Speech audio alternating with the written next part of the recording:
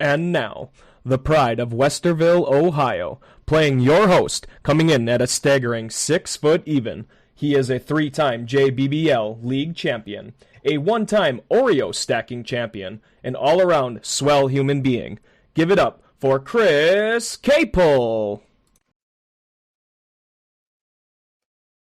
All right, we are back with the first edition of Man with a Mic in 2023, season 3, episode 1.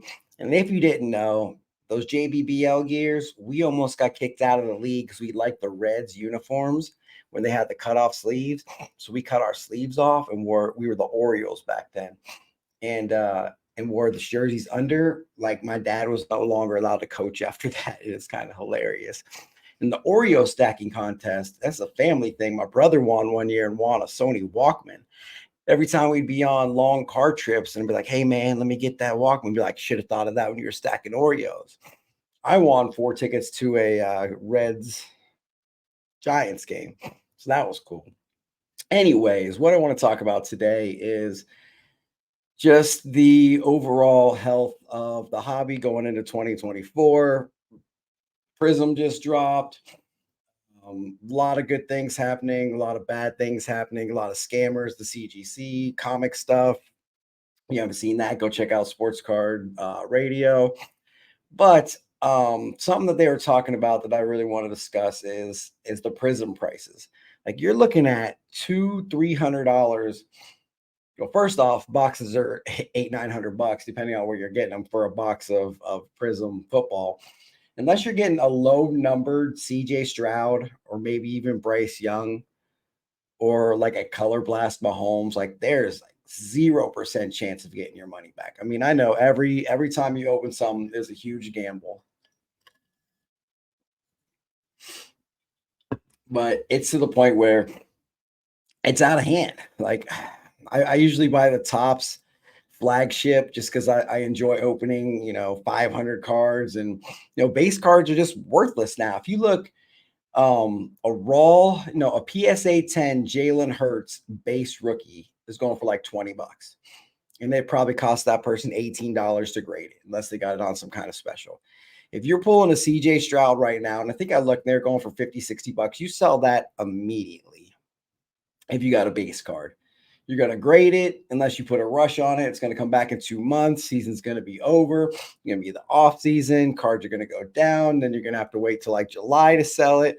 What's going to happen then? You don't know. Do you really want to sit on the money? So there's different people. Some people can just, okay, so we've got Jalen Hurts, gold out of 10, autograph, Prism rookie, dual 10. 10 grade, 10 on the auto. We got it up for like 35,000. We've gotten a whole bunch of low ball offers for it, but I truly believe we'll get 30 plus for that card. We're also in a position where we can wait for that. Like, don't need the money right away. So we can wait until, Hertz wins the Super Bowl this year. Boom, there it is. If he gets hurt, card's going to go down in price. Just hold on to it. But eventually we'll get that money.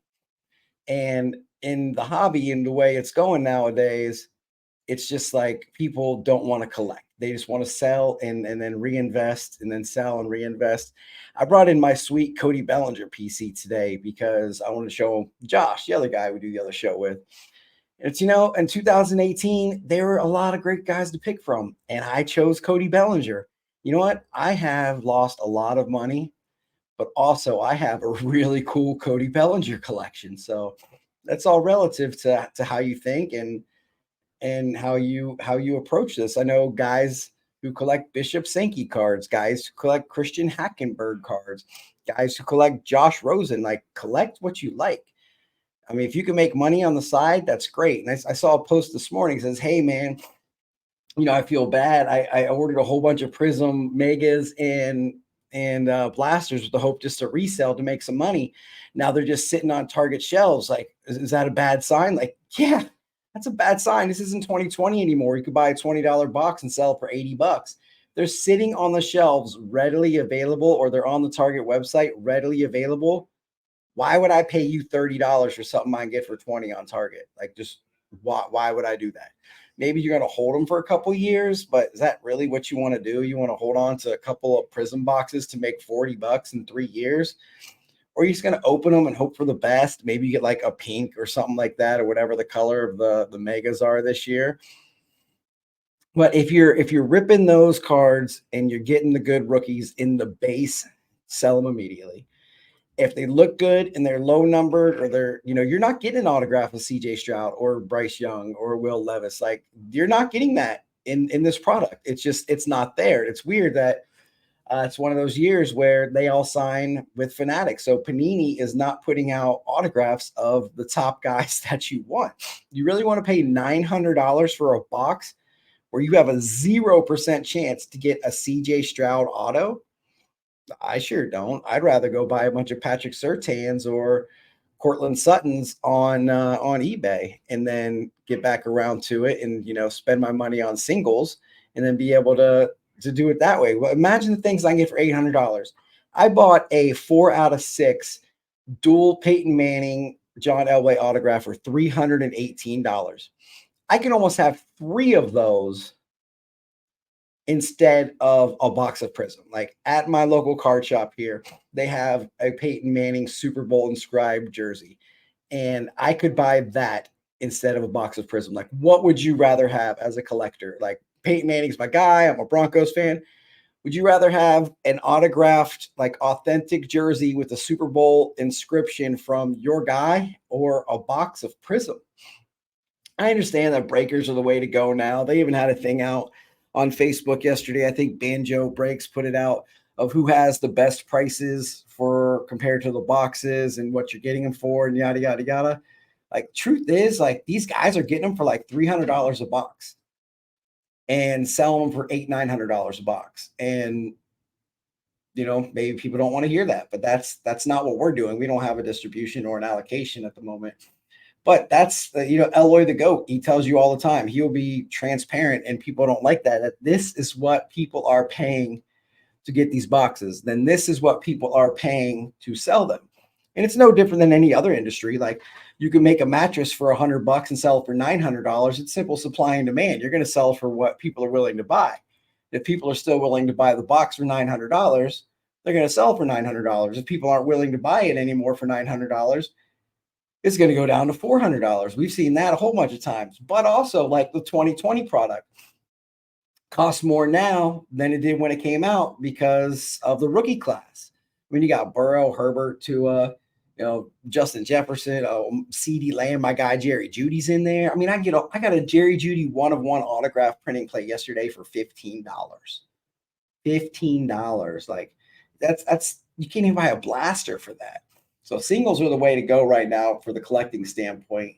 And then even, like, it's a great time to buy and kind of a terrible time to sell right now. Like, the whole card market is down 33 to 44%, depending on what level you're at as far as like the money tiers, but everything is down. How many of us are sitting on 100 Aristides Aquinos, hundreds of Gavin Lux, hundreds of Lewis Robert rookies, Eloy Jimenez? Said, like, Gavin Lux is one of the top 10 most graded cards, like, of all time. I mean, during the pandemic, we just sat there and just had nothing to do, had extra money from the government, and just sent everything we could in. All the base cards. I mean, maybe in like 50 years, the base cards will be worth stuff, because that's kind of what they are now. But are any of us really thinking 50 years ahead? Are we thinking 50 minutes ahead, 50 seconds ahead? I'm thinking of what I'm going to be doing this afternoon in the next 3 minutes, because I'm at 9 minutes on this podcast already. Started off with Prism, went a couple of different ways, but hey, you know what? Collect what you like. That's what we say all the time. Be a good person. Don't rip people off. Don't scam people. And just make sure you're making financially sound decisions. I know people go out and like, hey, I'm going to put, Josh and I were talking about this the other day. We're putting a bunch of sneakers on credit cards, then reselling the sneakers to pay off the credit cards and making the money. So you get the points and the money. Then all of a sudden it's, oh, hey, I like that pair. Oh, hey, I'm going to keep that pair. Or, hey, I'm going to buy all these boxes on my credit card. Then I'm going to sell them for a profit. I'm going to pay off my credit card, get the points, get that. And it just doesn't happen that way. And all of a sudden you're paying 20% on $400 worth of blasters that are just sitting in your closet. Just be financially responsible, afford what you can afford, buy what you can, and enjoy what you like. I mean, you see, it's just a giant pissing match on Instagram and Twitter, who's got the best cards, who can show up the best bangers, but no one shows the losses. Eric Whiteback shows the losses. He shows everybody's losses, us included, but also he very rarely shows the wins. Like the only person whose cards I can think of that are up year over year is Shohei Ohtani, and he's Shohei Ohtani. Every other single person, their cards are down in the year. Pokemon is coming up, Magic is coming up, vintage Pokemon. I mean, vintage cards never go down. Like I've been buying my dad a bunch of vintage Pirates cards because that's what he collects, it's what he likes. But we have complete sets of different years graded very high, and the prices just keep going up. Like that's what you're going to hold on to. And at what point does like the junk wax era become vintage? I mean, it's been over 30 years, close to 40 years ago was 1984. I think the junk wax they consider 1988. So we're at 26 years ago, 36 years ago. Like, do the math. I'm going through boxes yesterday to try to find stuff. They were like 1990 hoops Michael Jordan cards. Hey, those might be $4 or $5 each, but at $20, 20 of them, that's $100 right there. So if you're going through your old collections, which people come up to us all the time, hey, I got this collection from when I was a kid. Let's see what we got. Yeah, we'll go through it. Your local card shop should go through it too, but chances are you're not going to have anything except for, last week what walked in was a whole bunch of super rare Michael Jordan inserts. Guy had no idea what he had. Could have ripped him off. Absolutely did not, because that's not how we roll. We don't scam. Told him exactly what things were worth, what we would pay for them if he was willing to make a deal, and he was. And that's just how it should be. So, man with the mic, we go on tangents here. We go off the rails. Nothing is scripted. I start talking, and I just keep on talking. We're at 12 minutes. Going to go ahead and end it right here. Be back next week. We're going to do this weekly. And then hopefully with Josh, we'll get the card lounge back up as well. So you guys stay classy, Columbus.